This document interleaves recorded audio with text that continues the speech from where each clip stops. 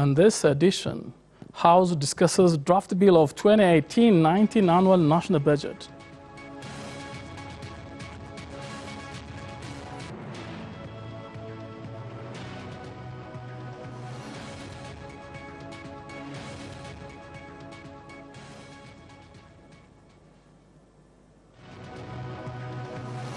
Second phase construction of Turunesh Beijing General Hospital has been completed.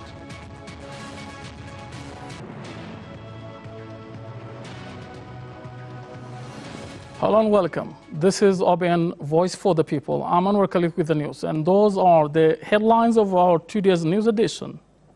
Minister of Finance and Economic Cooperation, Dr. Abraham Takasta, says properly collecting the income the economy generates is a must to basically address public demands at all levels. House of People's Representatives has discussed draft proclamation of 2018-19 annual national budget. Ulma Baini reports. The House of People Representatives has discussed the draft of 2018-2019 annual budget with its 34th regular meeting. The members of the House have raised some questions concerning the budgets.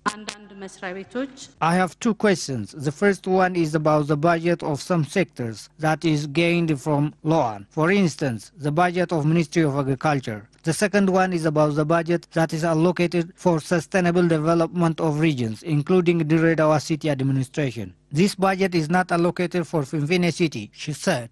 Minister of Finance and Economic Cooperation, Dr. Abraham Takasta, has responded to the questions raised from the members of the House. መደበኛ ወጪያችንን በ4.4 በመቶ ካለፈው ወይም ከያዝነው በጀት ዓመት ዝቅ አድርገን ለመያዝ የተገደድንበት በጀት The 2018-2019 annual budget is somehow different from that of last year. For one thing, we are allocating this budget when our income is very weak, due to low performance of many sectors. Especially the past 2 years, we didn't perform well. There was also high expense due to some critical and crucial factors in these 2 years, he said. The House of People Representatives has also cancelled the labeling of terrorism from 3 competitive political parties like Oromo People Liberation Front, Ogaden National Liberation Front, and Gimbo Sabat. It was since 2011 that these parties were labeled as terrorists. A special committee has been established to solve disagreements occurred among religious leaders of Islam in Ethiopia. Mukhtar Haji has more from Chala Barkas report. Prime Minister Dr. Abiy Ahmed has discussed with leaders of Islamic religion on ways to solve different problems in different structure of the religion. On the discussion, the Premier said the government neither supports nor ignores any religion. The government never supports nor ignores any religion. Ignoring and supporting any religion is not the business of the government. But the most important thing is the unity and the bond between the religion, which is crucial to support the needy and even very crucial in strengthening national unity. The Premier said they have established new executive committees of the religion after remarkable discussion with ulamas and ustads to bring sustainable solution for the drawbacks observed in the religion.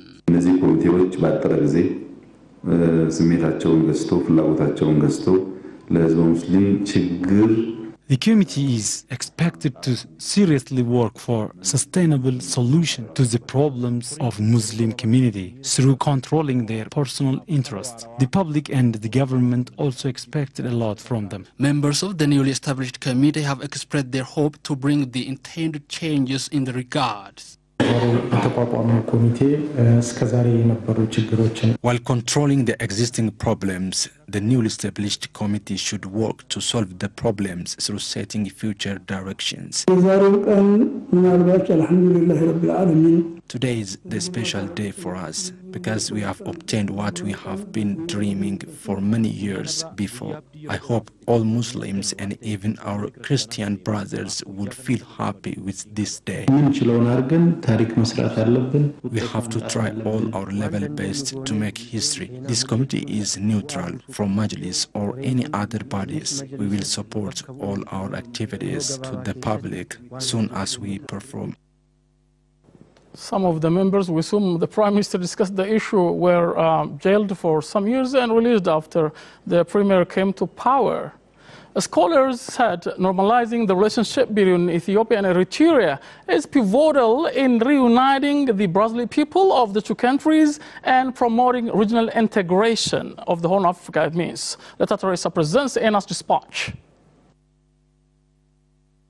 In an exclusive interview with Ina, professor of history at Addis Ababa University, Tessamata said the relationship between Ethiopia and Eritrea goes far beyond formal neighborhood. These are brothers living in two different countries. Added that it is extremely important for both countries to end enmity and continue to be interdependent in terms of economic and diplomatic relations. I think it is extremely important for both countries economically, socially, politically, to end enmity and continue to be interdependent in terms of economic relationship, political relationship, visiting each other's countries, visiting each other's places, and helping one another with whatever they can. Furthermore, he quoted Prime Minister Dr. Abiy Ahmed and noted we have to think larger than the Ethiopian context in this part of the world. He said it is regrettable that tens of thousands of people from both sides have died in the unnecessary war the two countries had fought. However, beyond anyone's imagination, people of both countries are inseparably interlinked. Tesema added that the newly flourishing peace prospectus will open up the opportunity of economic integration in energy, trade, infrastructure, commercial, and tourism.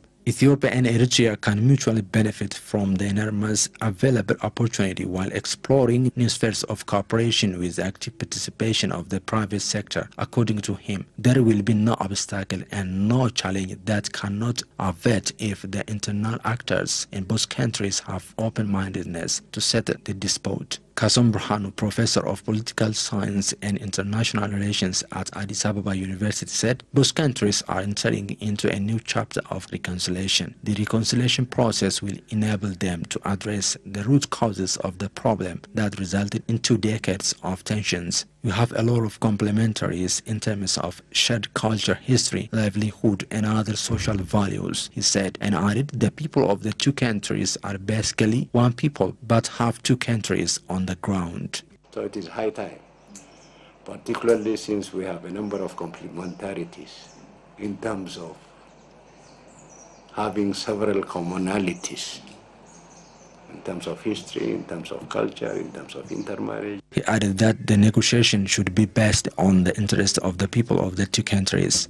Since this is a national issue, particularly the readjustment of border and territories would directly affect people who are using those territories and should be consulted as well as part of the process, elaborated. Jacob Arsano, professor of political science and international relations at Addis Ababa University, said Ethiopia's move towards peace with Eritrea is appreciable at national, regional, and continental levels. The commitment that the two countries have currently entered can bring about the long-desired peace and development, he pointed out. I think Ethiopia's proposal will help to strengthen good relationship not only between Ethiopia and Eritrea, but will also set a good example for the international conflict in South Sudan, the misunderstanding between Republic Sudan and South Sudan, and also here in Africa, Professor Jacob anticipated. The idea which is radiating from Ethiopia through the speeches and through various announcements by the Prime Minister of Ethiopia is very helpful. The growing rapprochement between the two countries can boost cooperation and integration in diplomatic, economic, and social networking, he concluded. Yeah, the two countries were on war in 1998 and ended for 3 years, something like that, and thousands have died.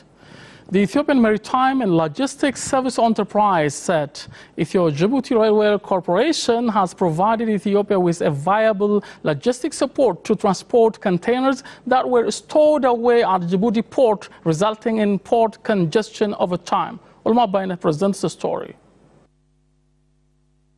The Ethiopian Maritime and Logistics Services Enterprise said Ethio-Djibouti Railway Corporation has provided Ethiopia with a viable logistics support and transport to containers that were stowed away at Djibouti port, resulting in port congestion over time. However, in its latest 11 months report delivered to the House of People Representatives, the Ministry of Transport has earlier said that stockpiling of containers at the port and the resulting congestion has incurred huge port services and storage expenses on the country. The ministry added that stockpiling of goods in containers has prevented the country from improving its services in par with international logistics standards. The Ethiopian Maritime and Logistics Enterprises claims logistics services currently provided by the Ethiopian Railway Corporation is playing a major role in solving the problem. Engineer Asafa Bekele, Port and Facility Director at the enterprise, told INA that the railway company has been transporting only 2 containers at a take-off stage, has now managed to transport 160 containers to Mojo Dry Port Terminal at a time. He said that the railway services is helping to markedly reduce the congestion that was previously observed at Djibouti port. The corporation is reportedly planning on expanding its logistics services to Dire Dawa Dry Port facilities, which is to be built with a budget of $67.2 million on 34.1 hectares of land within a period of 2 years. Studies are already underway to construct a similar dry port in Kombolcha town. The Salingutu Deputy Manager for Ports and Terminal Services said that the enterprise is engaged in a long-range plan of building more dry ports within a proximity of railway lines in the country. He added that the enterprise is always supporting in promoting export services through the provision of container packaging as a means of reducing wastage and foreign exchange expenses. Railway connection is the least in East Africa and Ethiopia. A single line that runs from center to Port Djibouti started in 1917 by the company Shemen Defa. Scholars said the media should be used for public interest, and the scholars talked to OBN on this issue. So Richard Kabericha reports. Associate Professor Nuguse Meshasha and Dr. Johannes Shifarra in a discussion about media with Oromia Broadcasting Network briefed that media in Ethiopia is now transforming in contrast to the last 4 to 5 years. Triggered by the existing movement among the public in several parts of the country, and following that we are seeing changes in media industry. All are not changing, but some media outlets are changing how they are conducting journalism. That is what we are witnessing right now. For example, their attention towards corruption, their attention towards exposing malpractices. They added that while the media started working for the public, still there is a lot of issues to be improved in the media sector. There is a partisan media in this country, and because that has affected the real practice of the journalism, so the journalism rather became the instrument of political groups rather than serving the public. They also said, as the media is the fourth state of the government, it should be free from any kinds of influence. The overall thing is, the media is not a simple vessel to let things pass through it. Rather, the media is the one who takes the government agenda and takes that government agenda as its own agenda and brings public consensus, bring public's understanding, and becomes a public forum, or it becomes a public sphere where ideas and views can be entertained and debated. They underscored that in the building of democracy in the country, the government media should provide equal time and space for ruling and contesting political parties. During election, so the parties should be given a chance to introduce their programs, what they plan for the future in the country. So the media are there to provide them forum. Issues have dictated the overall practice, and because if it is something affiliated to a given party or a given group, so it works towards achieving those ideological aspects. Whether it could be governmental ideology that has been taking some sort of ideology that has been affecting it. But this does not mean that the media is not working to a better level. or is not working, to the betterment of society. There have been some green lights that we witnessed that the media is developing. The scholars listed out the reason for poor practice of journalism in Ethiopia. The second phase construction of Tirunesh Beijing General Hospital has been completed and handed over to the Ethiopian government. Akiluga reports. The economic ties between Ethiopia and China is growing every time with ups in trade and investment volumes. Sources indicate that Ethiopia and China economic relation dates back to 100 BC, which focuses on the win-win relationship. A strong indicator of the growing Sino-Ethiopia economic partnership is second phase construction of Tirunesh Beijing General Hospital, which has been completed and handed over to the Ethiopian government.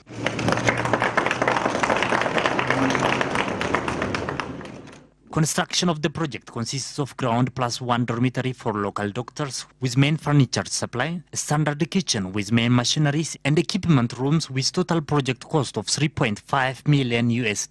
On the handover ceremony, State Minister of Health, Birhanu Fayisa, said the hospital has been constructed on the outskirts of Finfinne and the second phase construction would help workers of the hospital to provide swift quality and all-inclusive services. The hospital is constructed on the outskirts eastern corridor. This corridor is known with frequent car accidents, so it is very difficult to save lives by residing far away from the hospital. So the construction would help local doctors to provide swift and quality services. State Minister of Finance and Economic Operation Admasu Abebe for his part said the construction of Tirunesh Beijing Hospital would play an immense role in technology transfer. We need to ensure that those technologies, knowledge are transferred to our local doctors also. So the technical cooperation, especially technical support, need to be continuing until we fully ensure that this hospital is running up to the standard. On the event, Chinese ambassador to Ethiopia, Mr. Tan Jian, said the hospital is a symbol of long-standing friendship between the people of the two countries. As you may know, it is called China. It is also called China and Ethiopia Friendship Hospital. The Chinese side has paid meticulous efforts into its quality to ensure the desired effects. I'm told that for the Phase 2 project, apart from the obligations assigned, the Chinese contractor offered to undertake lots of work which is not included in the contract, such as the electric circuit. It is a joint venture of our two sides for the social benefit of the Ethiopian people. The ambassador added that China has been strongly working with Ethiopia on public health cooperation. Wow, beautiful hospital named after athlete Tirunesh Dibaba, who won 2 gold medals at Beijing Olympic 2008. Thank you for watching. Have a good time. Bye-bye.